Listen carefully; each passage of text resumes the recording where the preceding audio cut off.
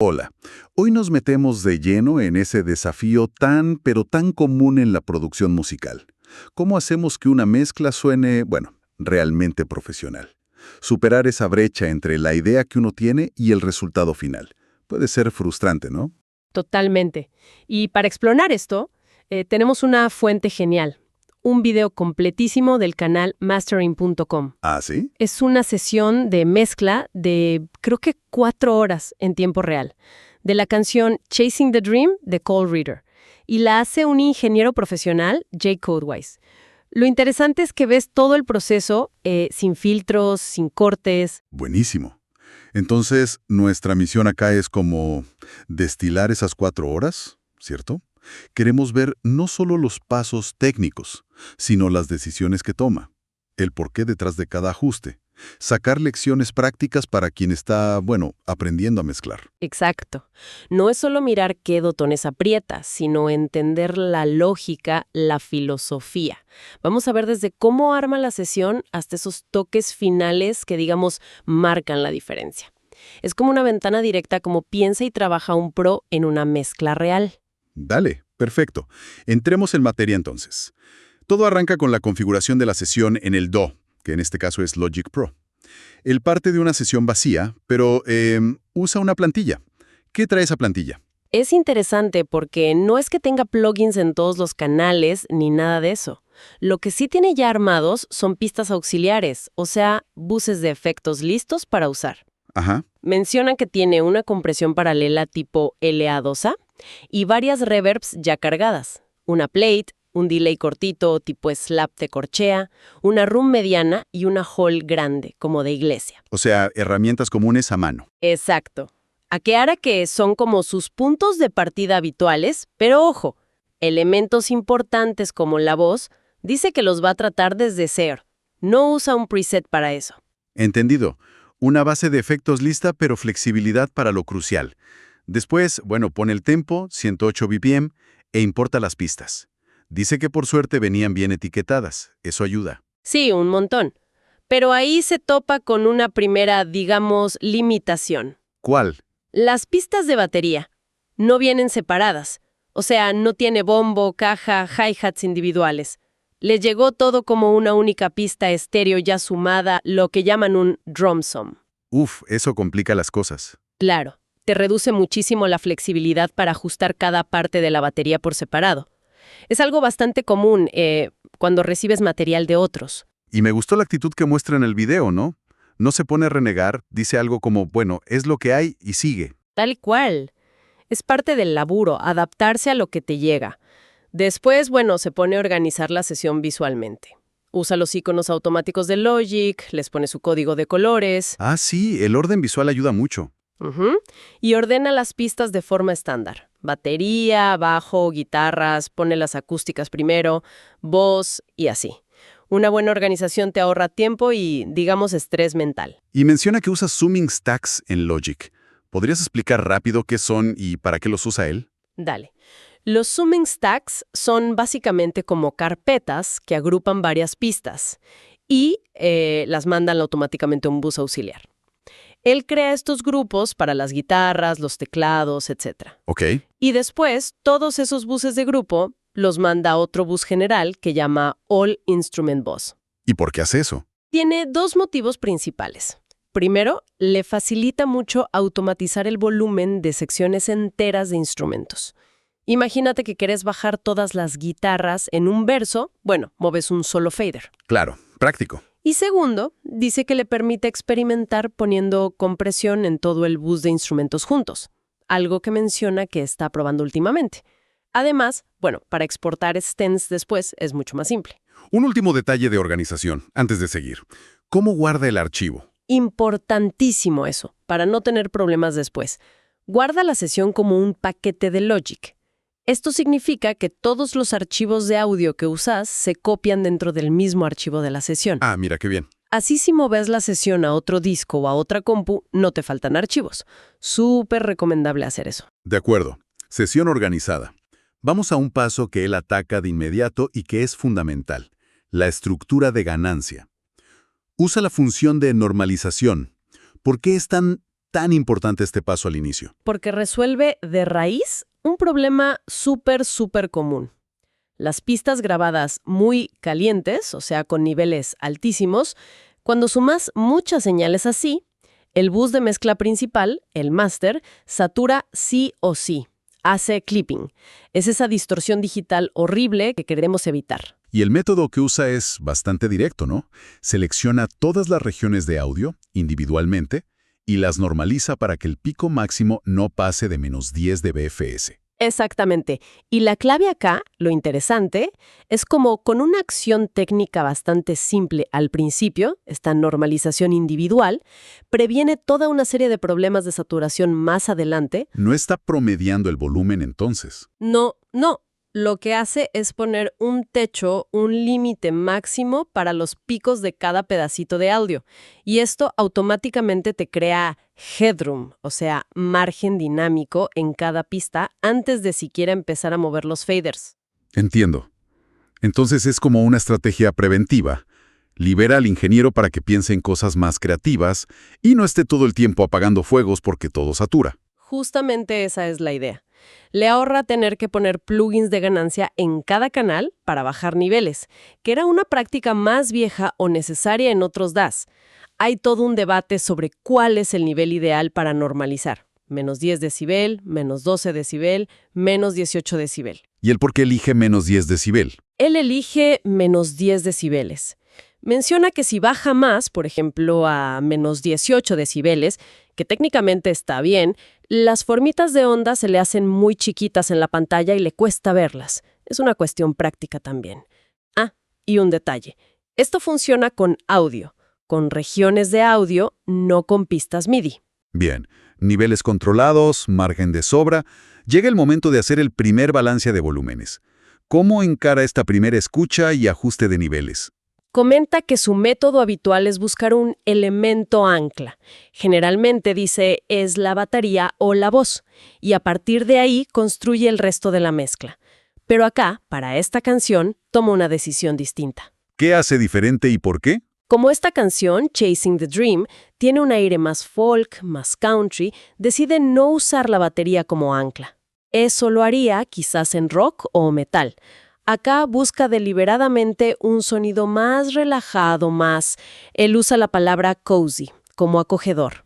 ¡Qué interesante! Se imagina al compositor tocando en un porche, dice. Entonces, decide que la batería va a estar intencionalmente más atrás en la mezcla. Muy bueno cómo el estilo y la emoción de la canción le dictan esa primera gran decisión. Entonces, ¿cuáles son sus anclas en esta mezcla? La voz principal y la guitarra acústica. El proceso es metódico. Baja todos los faders a 0. Sube la voz, la pone en 0 decibeles como referencia inicial y después la guitarra acústica, hasta que esas dos suenan bien juntas. Ahí establece el núcleo emocional. Y a partir de ahí va sumando. Exacto. Va metiendo gradualmente los demás instrumentos, la batería, el bajo, las otras guitarras, teclados, percusión, y va ajustando sus volúmenes siempre en relación a esas dos anclas, la voz y la acústica. Y menciona algo importante sobre cómo escucha. Va alternando entre los monitores del estudio y unos auriculares. Dice que usa unos Beyer Dynamic. Lo hace para familiarizarse con cómo suena la sala, que no es la suya habitual, y para chequear cómo se traduce la mezcla entre los dos sistemas.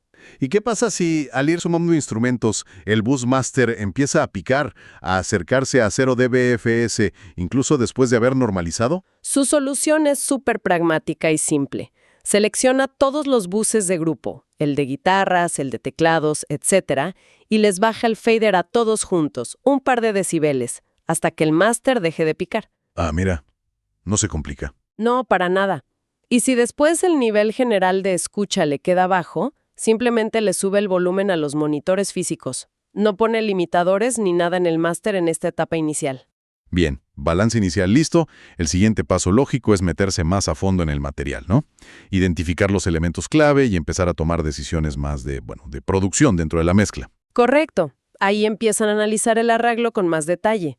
Se da cuenta de la riqueza de texturas que hay en las guitarras, está la acústica principal, una de 12 cuerdas que le da como un brillo, un shimmer. Ajá. Otra que tiene un efecto Leslie, una guitarra barítono, eléctricas, un pedal steel.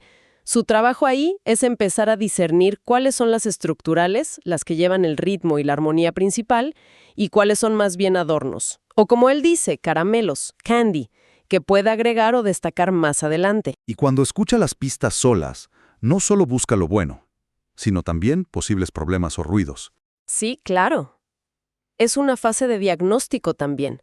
Detecta cosas interesantes, como esa acústica con Leslie o la barítono, pero también identifica algunos ruiditos no deseados, como qué. Escucha crujidos de silla en alguna toma, un sonido medio raro en una pista de shaker que describe como flatulento, farty. ¿En serio? Sí, sí. Y también nota ruido de trastes en el bajo, que está grabado por línea directa, o sea, DI. DI es por Direct Input, enchufado directo a la interfaz, sin ampli ni micrófono. Entiendo. Y también se da cuenta de que algunas decisiones de producción ya vienen como cocinadas en las pistas que le mandaron, ¿verdad? Exacto. El sonido del bajo DI es ese y punto. Algunas voces quizás ya tenían algo de compresión aplicada al grabar, y hay una pista de sinte que viene muy, muy procesada, con efectos, muy wet, como se dice. Con mucho efecto. Claro. Y acá vuelve a mostrar esa filosofía de aceptar las limitaciones.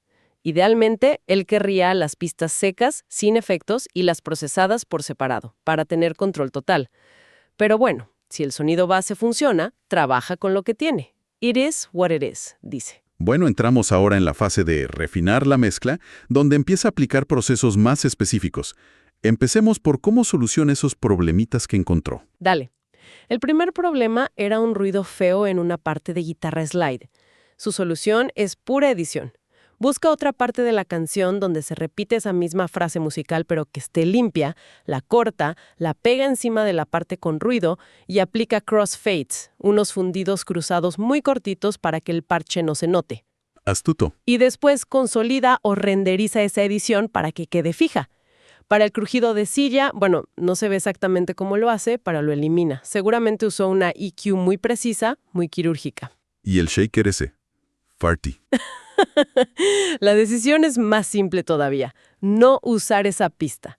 Se queda solo con la otra pista de shaker que sí sonaba bien y la panea al centro. A veces la mejor edición es simplemente omitir lo que no suma. Tiene sentido. Hablemos ahora del panorama estéreo, del paneo.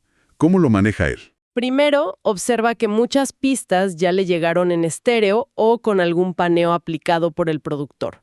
Si suena bien, lo respeta, pero igual busca activamente oportunidades para mejorar la separación y crear más interés en el campo estéreo. ¿Tenés algún ejemplo concreto de lo que hace? Sí, por ejemplo, con las guitarras acústicas principales, la normal y la barítono. En vez de dejarlas las dos clavadas en el centro, las panea muy, muy poquito.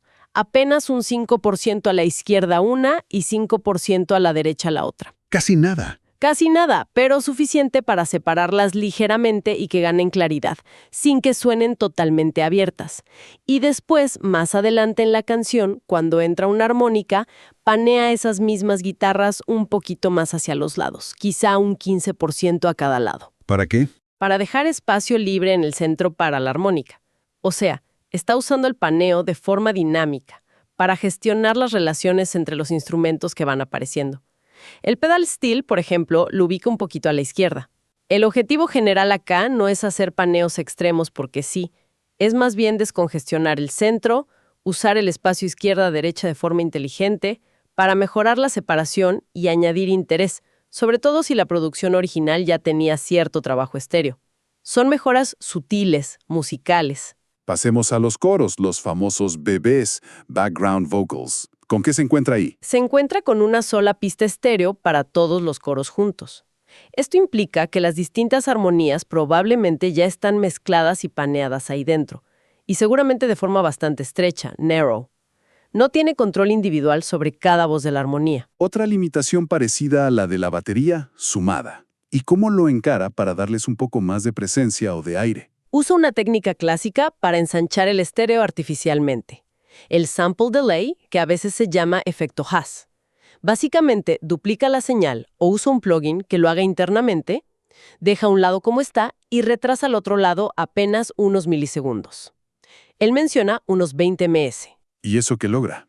Esa pequeña diferencia de tiempo entre los oídos hace que el cerebro perciba el sonido como más ancho.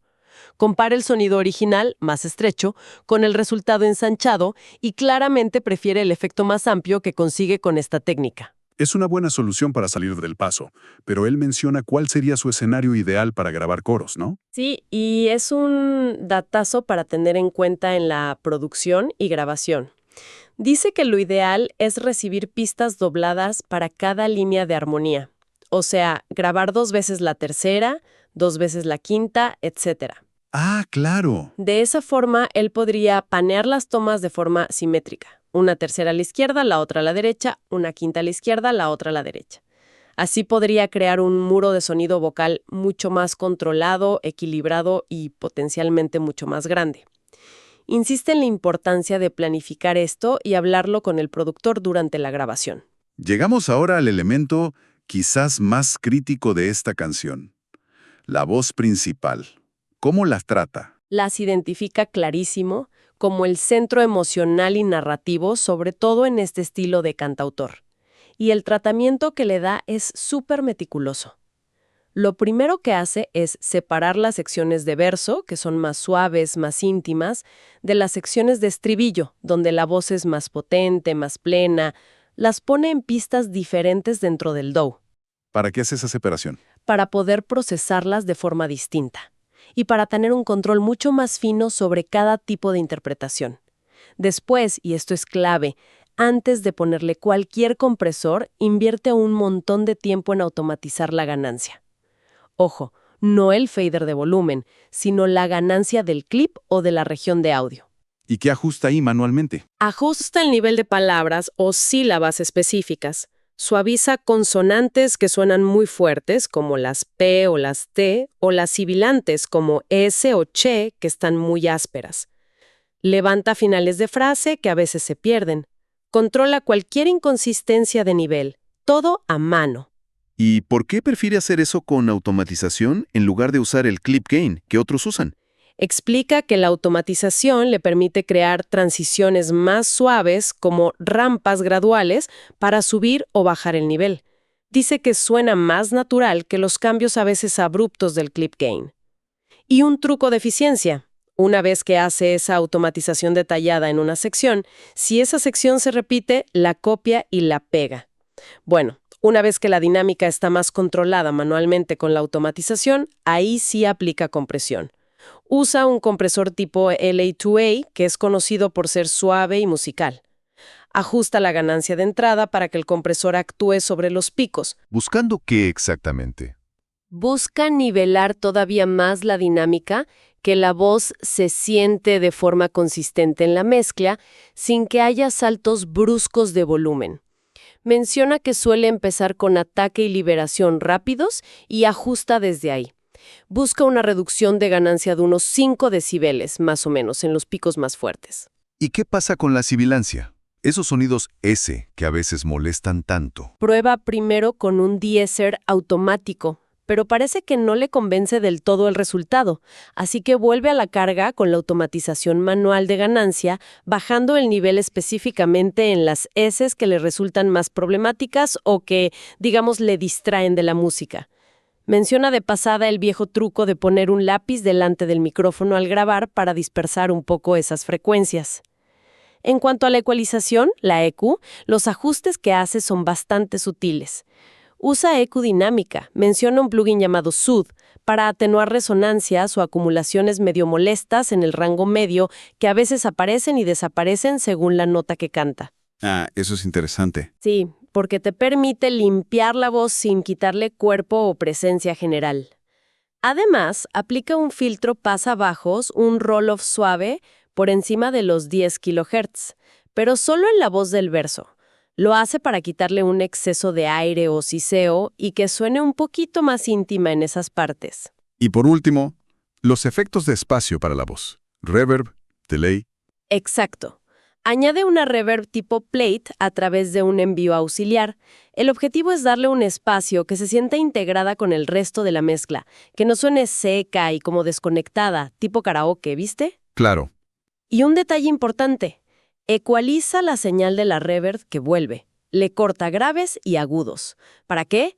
Para que la reverb no enturbie la mezcla ni suene áspera, y para que la voz seca, la original, se mantenga clara y al frente. También usa predelay en la reverb, unos 80 milisegundos, dice. Es un pequeño retraso antes de que suene la reverb. ¿Y eso para qué sirve? Separa temporalmente la reverb de la voz seca. Ayuda a que se entienda mejor la letra, mejora la inteligibilidad.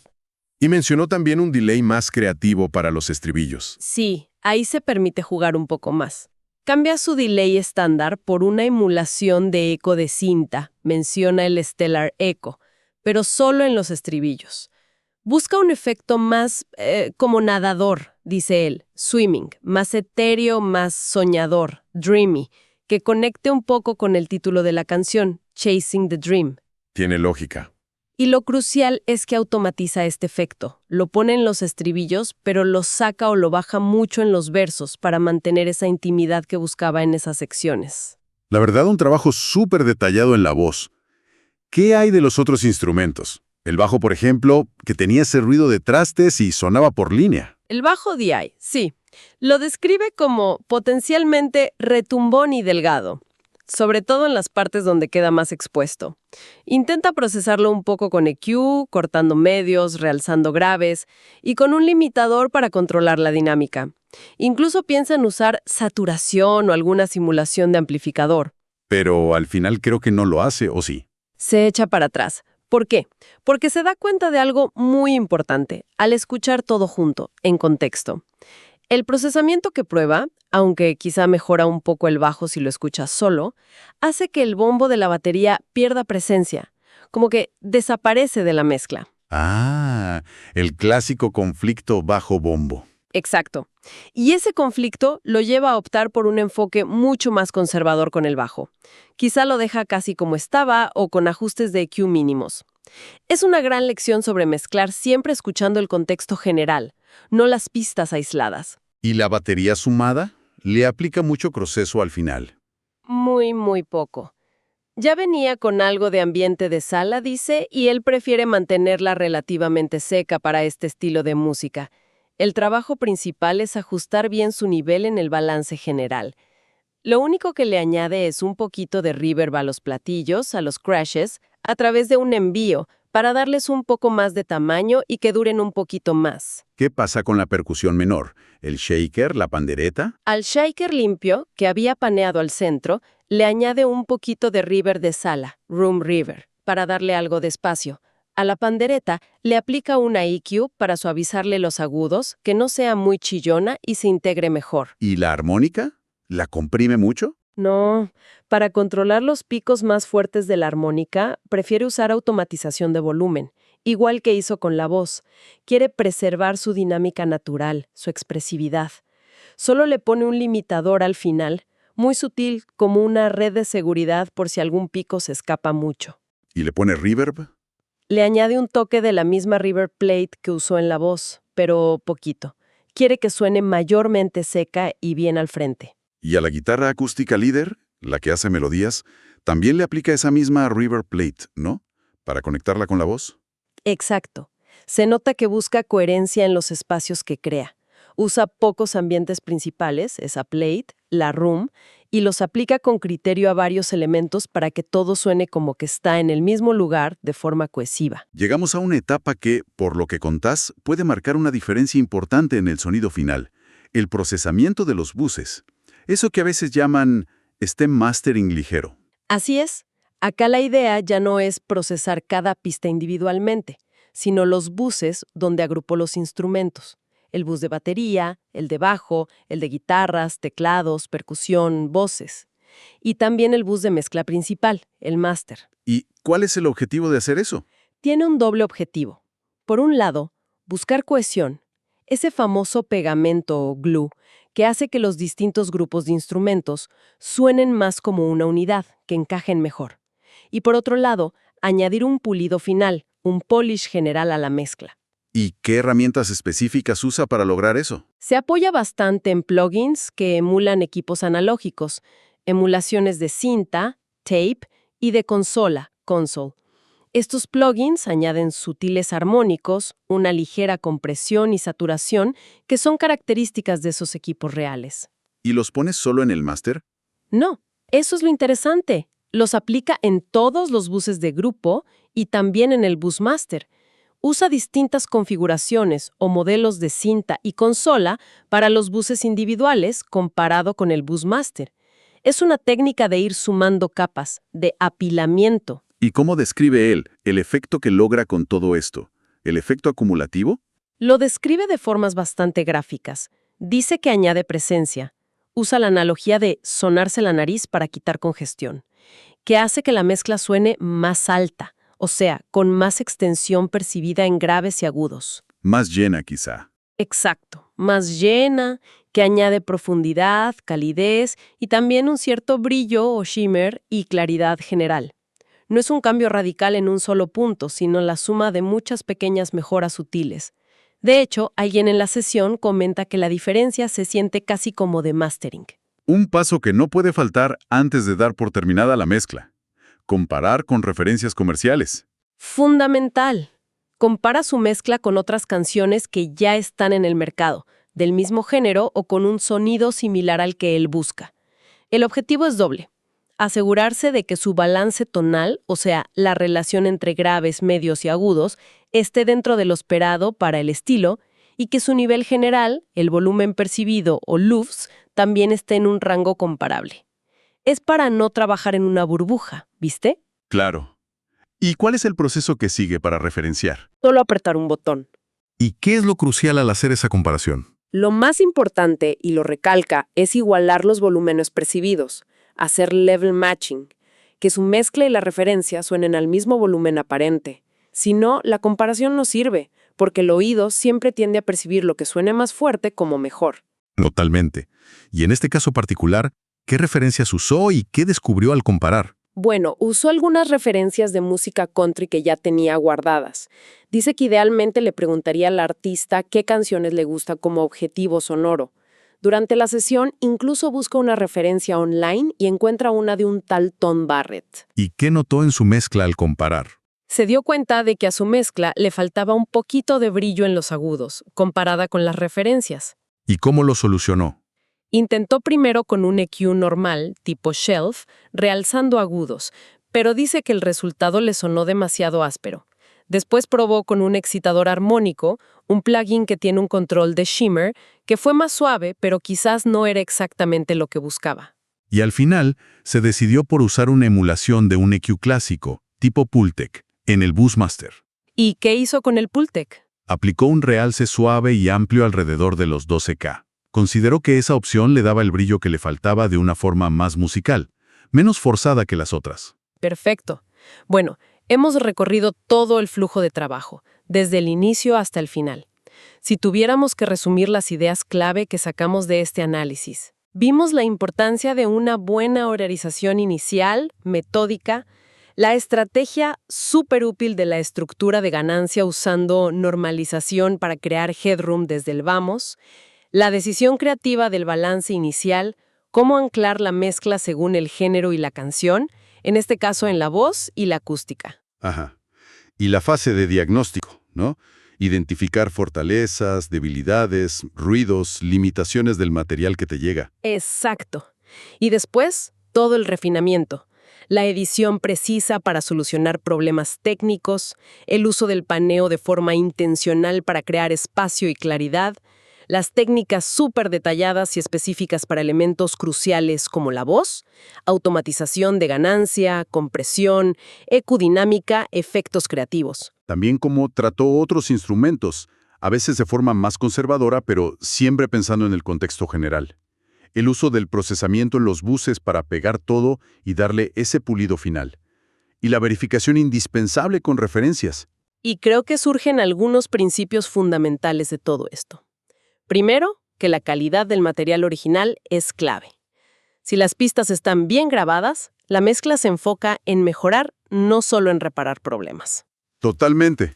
Segundo, que la mezcla es siempre como un diálogo entre la intención original del productor o del artista y la visión creativa que aporta el ingeniero de mezcla. Es una colaboración, de alguna manera. Sí, y es un proceso iterativo. Escuchar, ajustar, comparar, volver a escuchar. Una y otra vez.